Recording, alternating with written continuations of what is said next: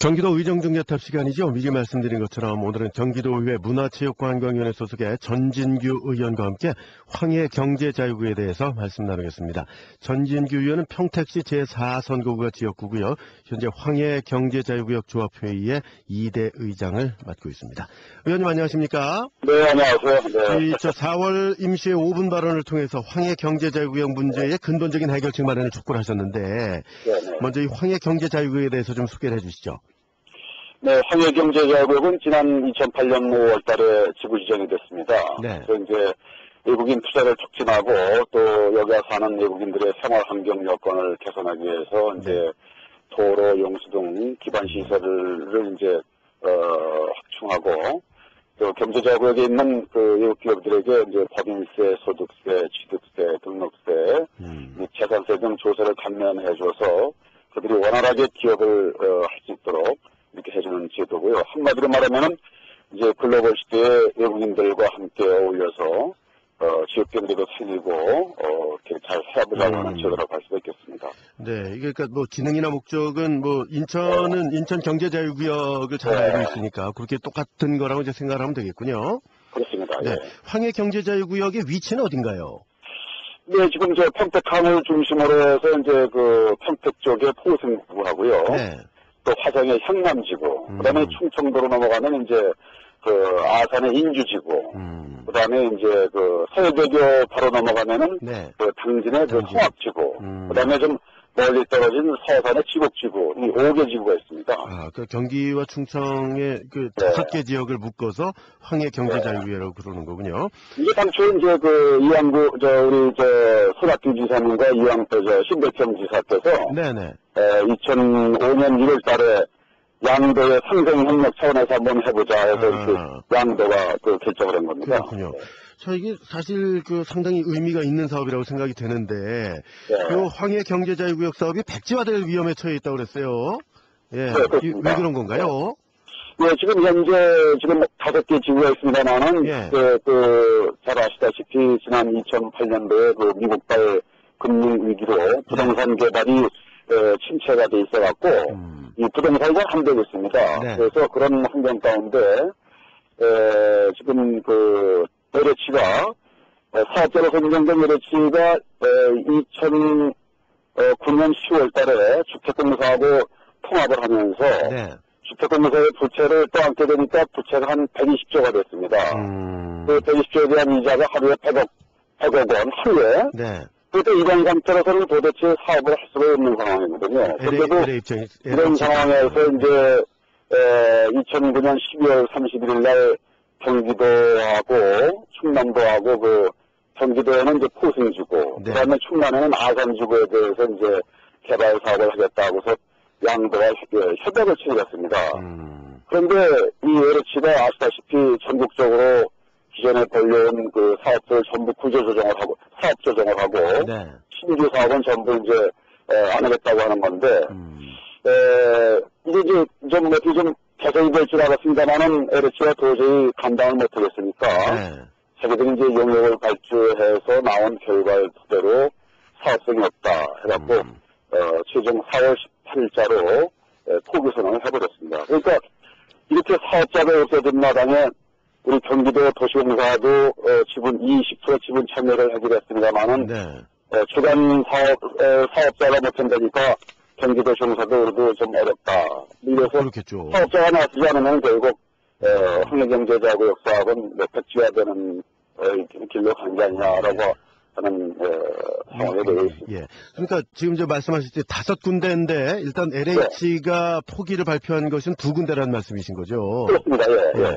일단 뭐 아산은 우리가 좀 아산까지 신경 쓸 겨를은 없을 것 같고 일단 평택 포승지구를 본다면 지역 주민들 고통이 상당하겠어요. 지역구시기 때문에 뭐 많이 알고 계시겠습니다만 어떻습니까? 예, 그렇습니다. 지난 2008년도 5월 달에 이제 지구 지정을 하니까 모든 자산권이 이제 행사가 제한되지 않습니까? 그렇죠. 이제 사고 팔지도 못하고 또 이거를 농지 같은 거는 이제 개발을 위해서 집도 짓고 이래야 되는데 그게 전면 금지가 되고 또 이제 오는 지금 3년 지나갔습니다만 그동안 뭐 시골에서 또 재산을 팔아서 아들 장가도 보내야 되고 대학도 보내야 되고 하는 문제가 있거든요.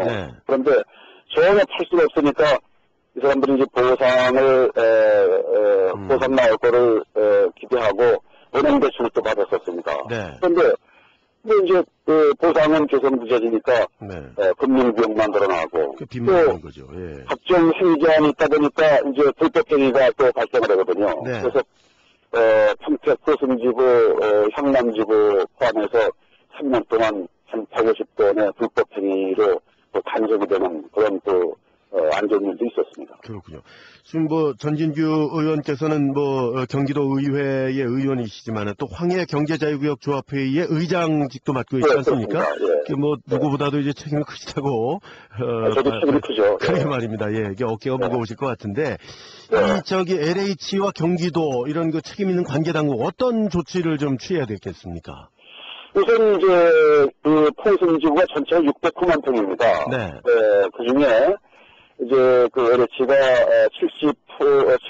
75%를 지분 참여를 주관사로 이제 참여했는데 이제 한국 지역개발학회에서 영역 결과를 나온 보면은 내용을 보면은 사업이 어렵다.